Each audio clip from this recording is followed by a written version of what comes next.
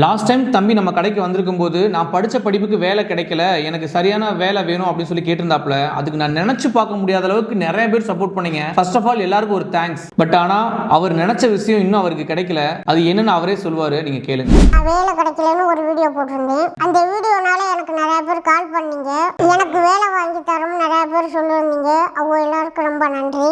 என்னால எங்க ஊர்ல இருந்து ரொம்ப தூரம் தள்ளி போய் வேலை பார்க்க முடியாது. எனக்கு பக்கத்துல, எங்க ஊருக்கு பக்கத்துல கூட்டுறவு சங்கம்னு ஒரு இது இருக்கு, அதுல ஒரு வேலை போட்டு கொடுத்தா ரொம்ப நல்லா இருக்கும். தம்பி பேசுனதை நீங்களே கேட்டிருப்பீங்க.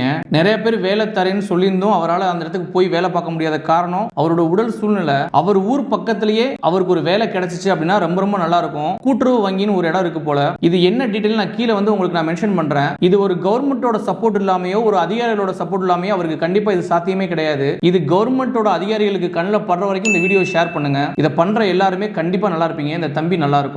உதவி பண்றதுக்கு காசோ பணமோ தேவையில்லைங்க. உதவி பண்ணணுன்ற எண்ணம் இருந்தாலே போதும். உங்களால முடிஞ்ச உதவியை எனக்கு பண்ணுங்க. எல்லாருக்கும் ரொம்ப நன்றி.